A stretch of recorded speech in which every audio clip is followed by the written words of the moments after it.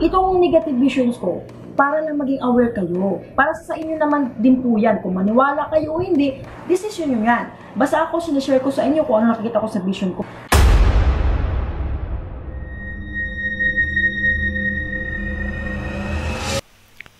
Hello po mga Kapi-TV, maligayang pagbabalik po sa ating channel at magandang araw po sa inyong lahat. Sa video na ito ay tatalakayin natin ang 5 bagyong magdudulot ng luha sa lahat ng mga Pilipino dahil sa lawak at tindi ng pinsala.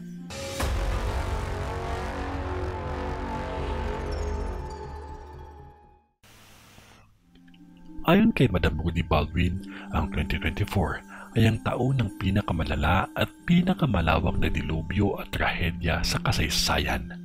Mas matindi ang tama nito sa ating bansa, kaya pinag-iingat niya ang lahat ng mga Pilipino.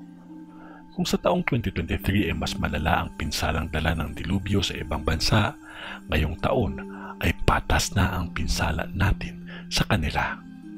Kung malala sa kanila, nakakakilabot din ang ating dadanasin. Dadanasin ng Pilipinas ang 5 pinakanakakagulantang na bagyo. Hindi pa natin ito nasasaksihan sa mga nakaraan. Nakakatakot itong pagmasdan kasi napakadaming buhay ang mawawala. Iiyakan talaga natin ang paparating na malakas na bagyo na tatama sa ating bansa. Kakaharapin ng Marikina ang hindi maipaliwanag na pinsala dahil sa matinding bagyo at malakas na ulan.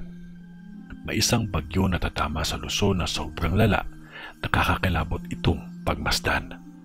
Pero ang pinaka nakakapalumong pinsala na dala ng bagyo ay dadanasin ng Visayas.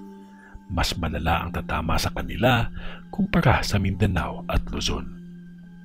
Sa probinsya naman ng Catanduanes, kung akala nyo nakaranas na kayo ng matitinding bagyo, ang bagyong darating sa 2024 ay ang pinakamalala sa lahat ng inyong dinanas.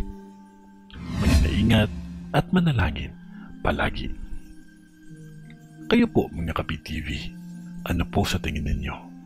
Kung ano man yun ay wala pa ding makakatalo sa taimtim na panalangin natin sa Diyos Amang makapangyarihan sa lahat. Magtiwala lamang po tayo sa Kanya kasi mahal niya po tayo.